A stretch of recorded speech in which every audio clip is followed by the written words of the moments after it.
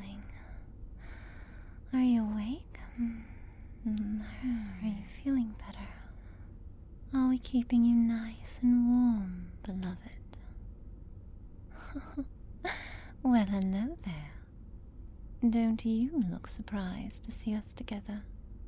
In your bed? In your honeymoon suite? Your little wife and I have been snuggling with you all night, you know.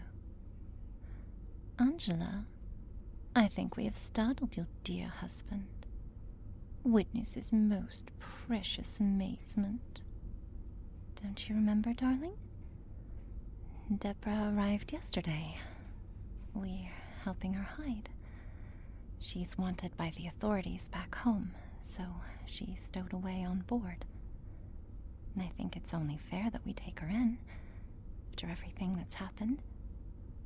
Don't you? Look at him, Angela. He is stunned.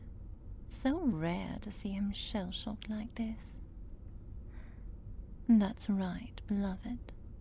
Your sweet little wife and I formed a truce. Not only that, we've bonded. In fact, I believe I may have gotten farther with her than you have. It appears her Lola Hyde problem isn't activated by my loving touch. We shared a most exquisite bath yesterday while you were sleeping. Pity you missed out. You would have loved it. Maybe next time. I desperately hope I haven't broken your trust in me, my darling. Deborah was most generous with her affection, and I have been so lonely for so long. I feared that Lola Hyde would come, but she didn't. For once, I was able to enjoy myself. But I'll understand if you disapprove. Nonsense. Angela, look at him. He's in heaven. He is the luckiest man in the world, and he knows it. His two greatest loves have teamed up to save him from that horrible Lola Hyde. And once he has regained his strength, he can enjoy both of us together. My presence will keep Lola Hyde at bay. I assure you of that. I hope with all my heart that you are right, Deborah. I was so frightened by you for so long. And now you've proven to be my greatest friend. Oh, Angela, my sweet, sweet girl. Come here. Let's show your husband how we kissed and made up. All right.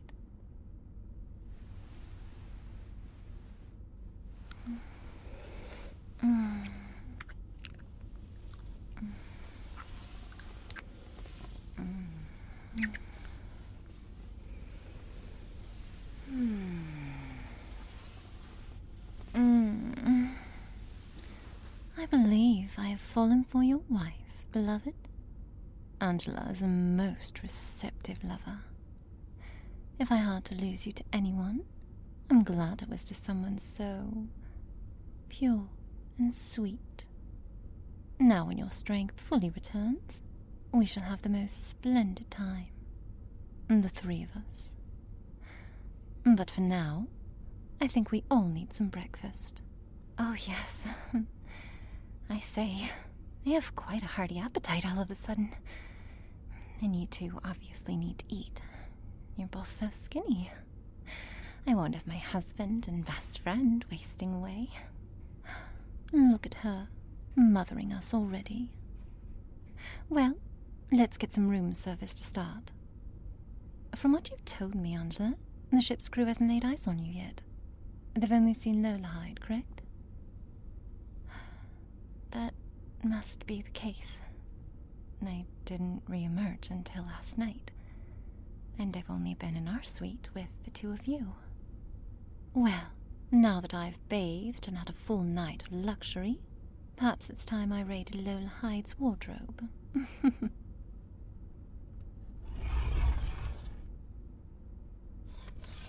Oh, pick that one, Deborah. Yes, that one. You will look so lovely in it. You really think so? It is quite stylish. Beloved, did you pick this one up in Milan? Do you even remember? Oh. You poor thing. It's all been a whirlwind for you, hasn't it? That terrible Hyde woman, dragging you from city to city. Well, now you have the most loving nurses in all the world, and I shall get us all fed.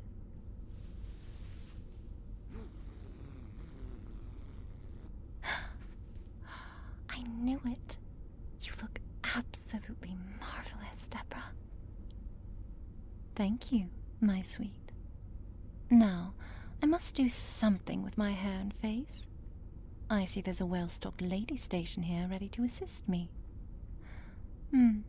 I seem to recall Lola Hyde telling me once that she required no makeup, so I'm sure she won't mind.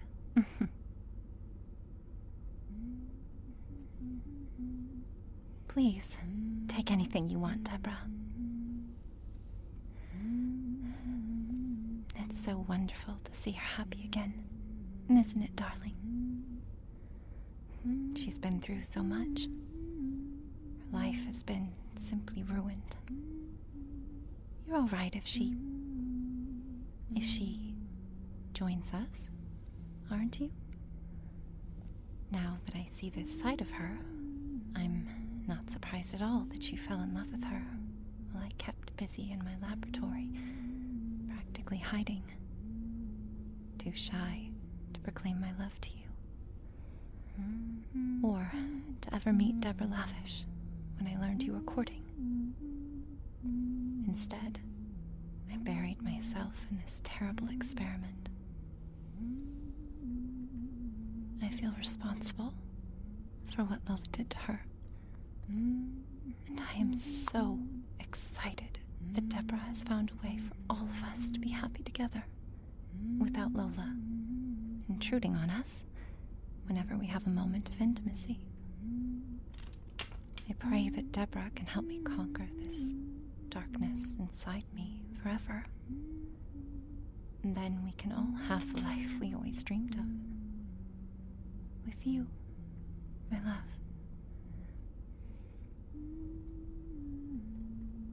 That is, if that's what you wish as well.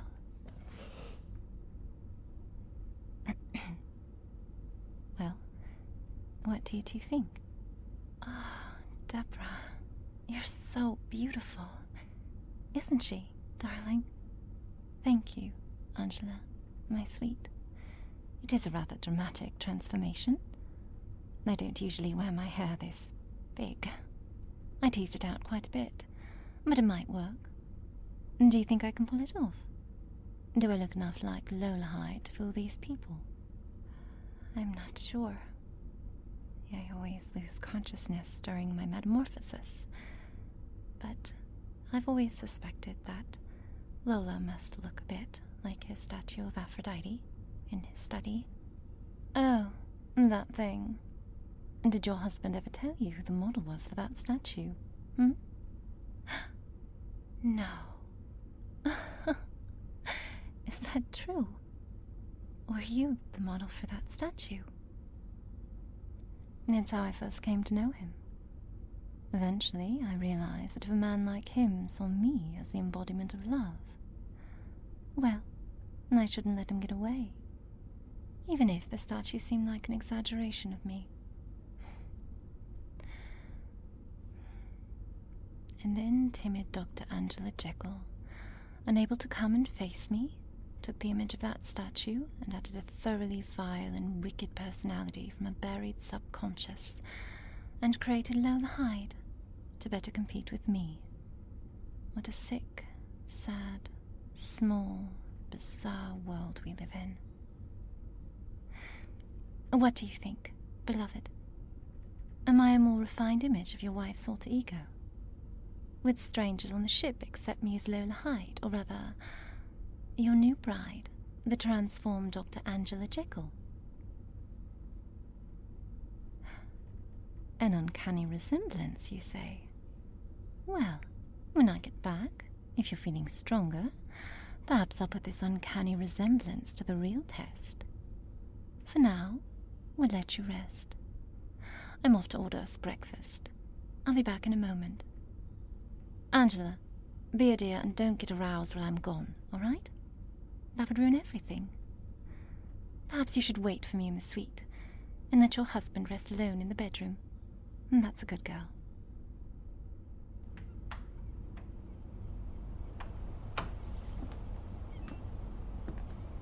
Porter!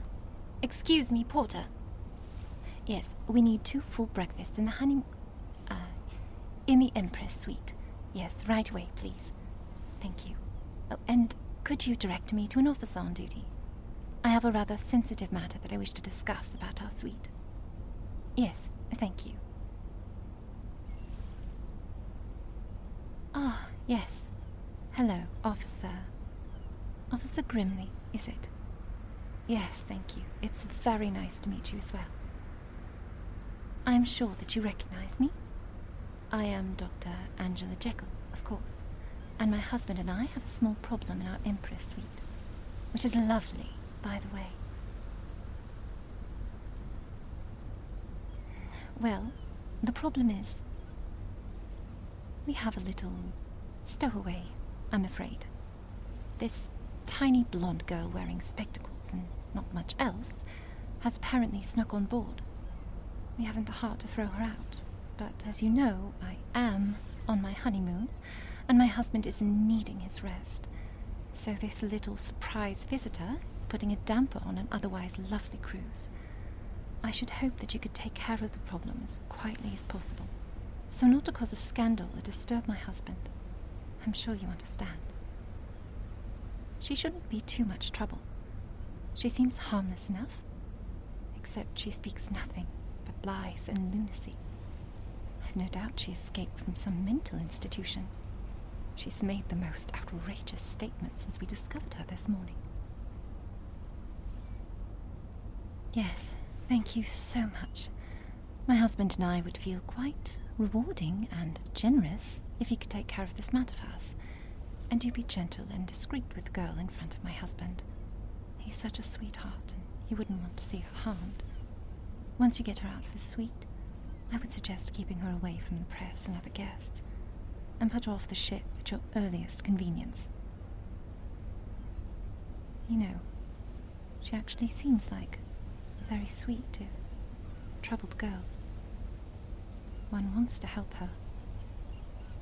But I do think it's best if she were removed from my new life with my husband. Forever.